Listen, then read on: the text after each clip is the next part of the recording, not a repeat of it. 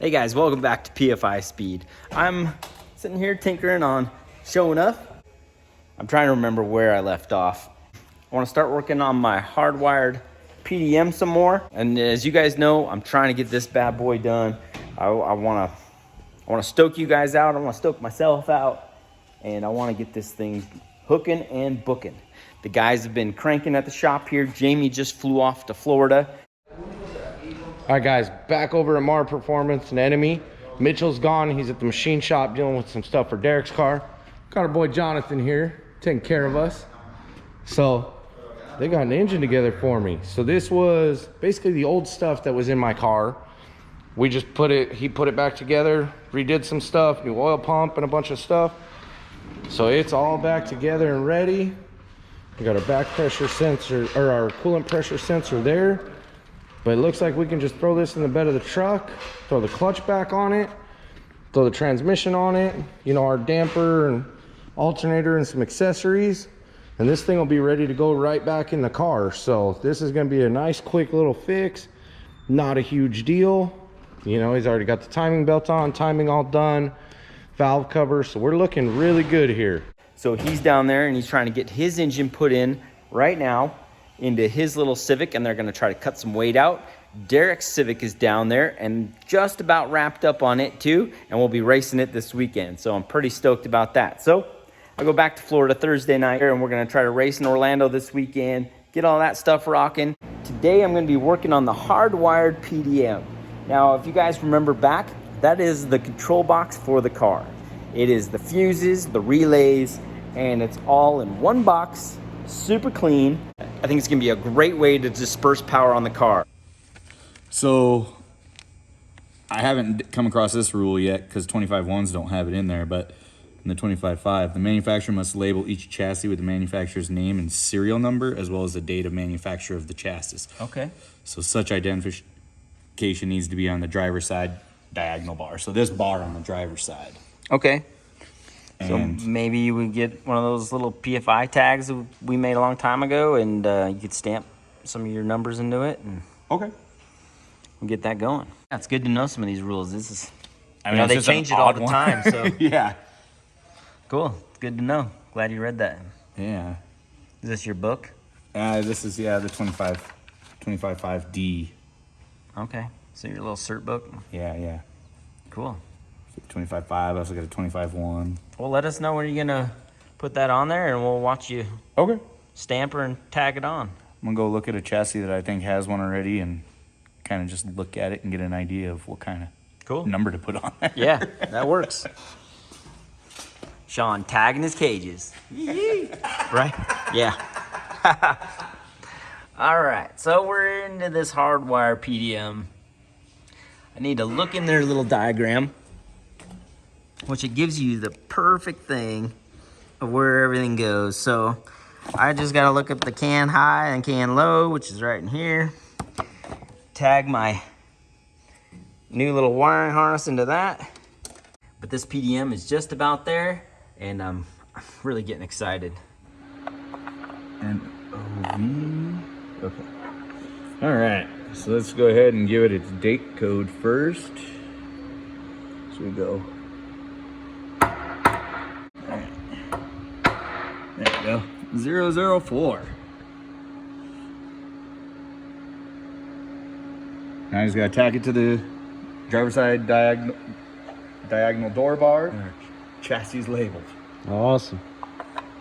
And then I'll go ahead and make some of these similar for my other 3 previous 25 whatever chassis. Oh!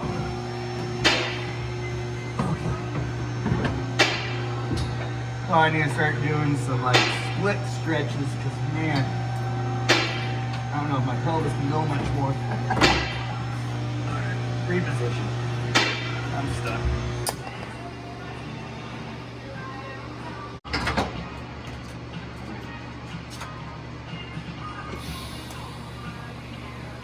So Sean got all that cage stuff buttoned up. That looks fantastic. As you guys saw, the MR2 didn't have those, but being a 25.1 cert, it did not need that. You certed this one to a 25 5. 5. So that's why you went ahead and added those bars. They're required for this cert. And then you made your little tag. Very cool, man. Turned out cool. Yeah. And then I took a piece of 1.5 or 1 5/8 chromoly, cut it in half, and then took another solid piece and just set it down in the half piece and put the other piece on top and hammered it to give it its Round shape. round profile, so it cups it really, really slick like. Oh yeah, that looks cool. So now we just gotta tack it on, and then that'll complete this chassis. Woo. Another one out, man. Yeah. My first customer 25 chassis. That's cool. This is the 4th one, but number 1 was Shonuff. And I upgraded Todd's to a 25-1, and then I built mine as a 25-1 as well. So feels good to get one done for a customer. Yeah, that's cool. I want to see. Look at there, huh? That's cool.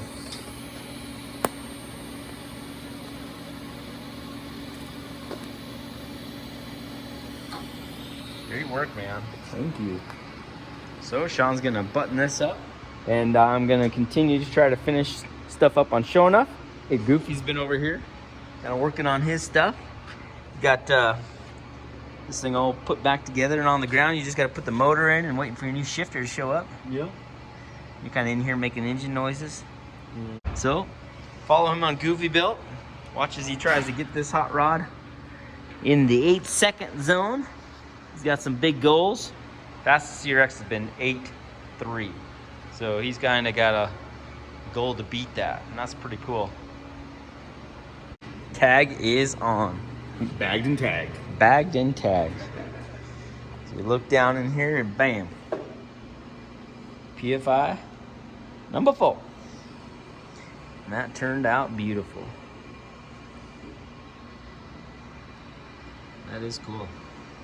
And this cage is the first cage I've done like almost every upgrade on, because it started out as a 6-point cage. Yep. Then it became a 10-point. Now it's 25.5. That's cool. So it's had quite the evolution. Right? It looks good. Thank you. All right, let's go, kiddo.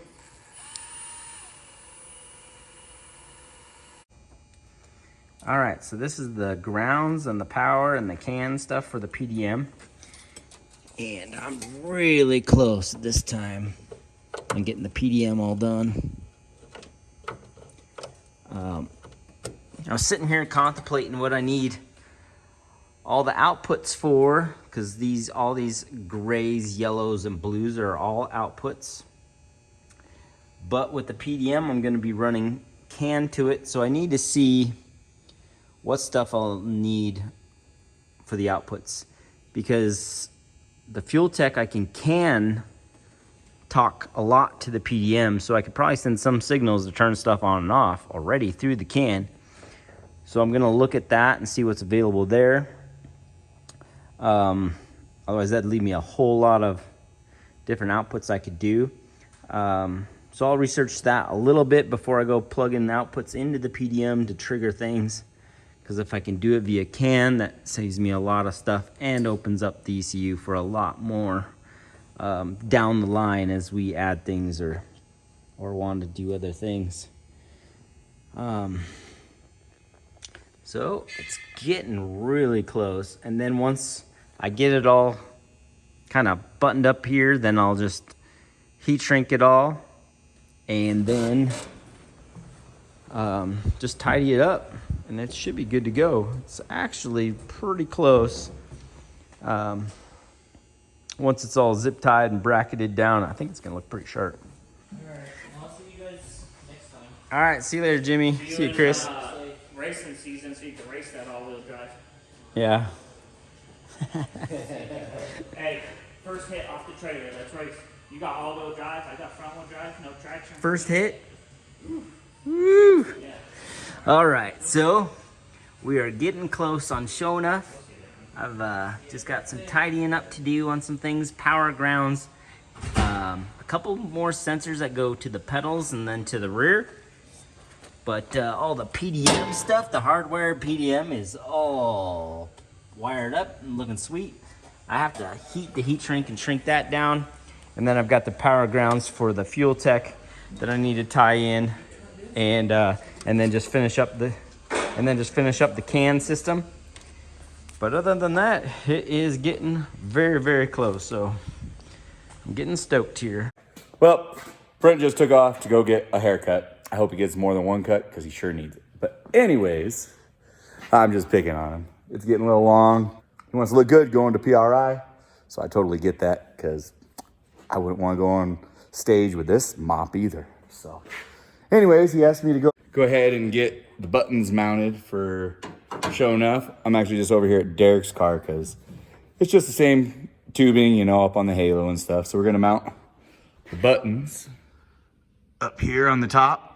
And he wants it kind of out away from the bar and on the underside. So I'm going to go ahead and take a piece of half round chromoly tubing here, and I've already hammered it out previously to cup, so from there I can just weld a couple tabs that come down from both corners here to the angle we need to hold it, and then we can just put a single T-bolt around this and it'll hold the buttons right where he wants it. And if he needs to twist it and give it a little bit of angle, he can go ahead and do that. So let's go ahead, we're gonna clean this piece up, you know, get all the mill scale off of it, and then just take some flat stock, cut it to length, drill a couple mounting holes, and yeah, build a quick little T-bolt mount, and then he can come back and put it all together and wire it up.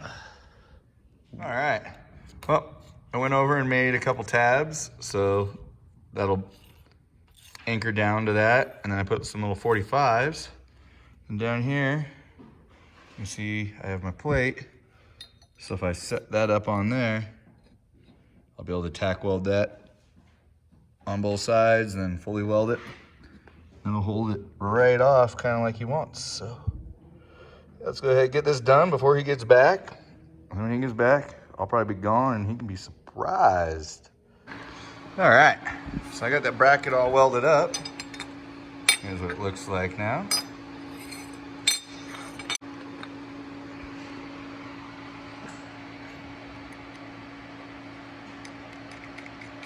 There you go. Those are snug. So there's that.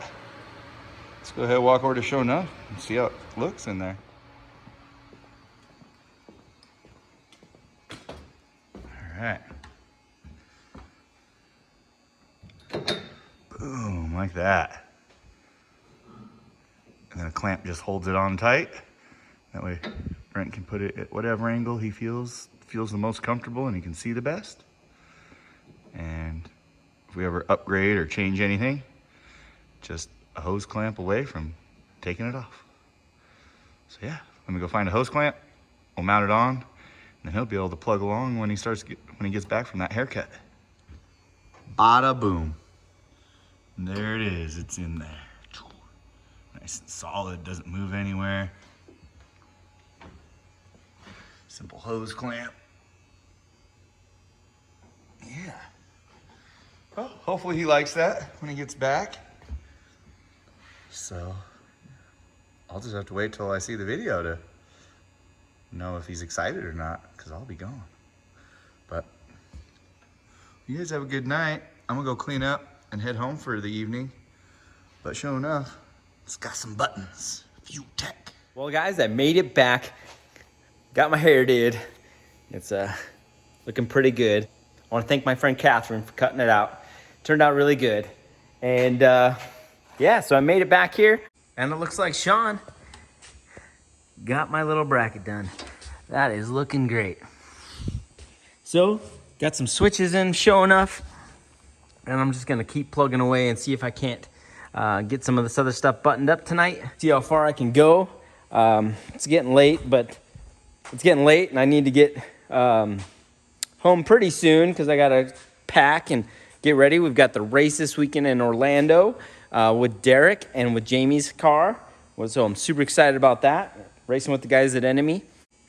And then I may be, this is in the air, but I may be flying to Clay Milliken's place, where we're gonna try to help him get Baby D all running. So I'm still waiting to hear back on that, but I'm looking forward to that if that goes down. And then we're gonna try to drive that to PRI show. If not, I'll be at the PRI show the next weekend. And yeah, so I'm just running around, got a bunch going on, and trying to get Shonuff done as well. I'm pretty happy the way this is all coming out. I know when I tie wrap it and heat shrink it all and get it all tied up, it's just gonna look incredible. I'm really pleased. Everything's gonna come out really nice. So I'm gonna plug away for a few here, see what I get done, and just enjoy it. Let's go.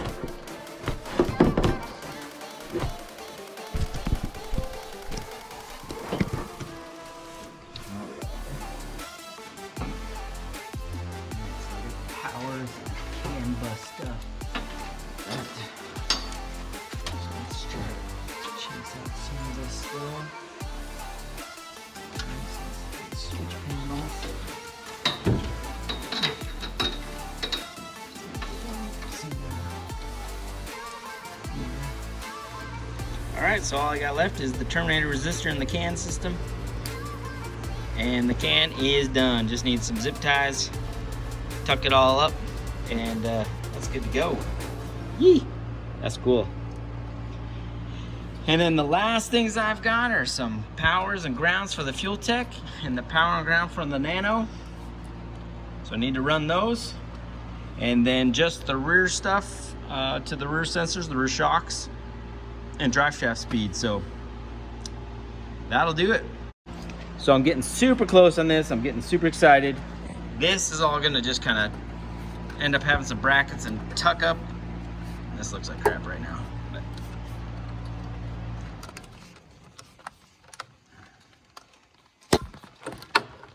this is all gonna end up tucking up here.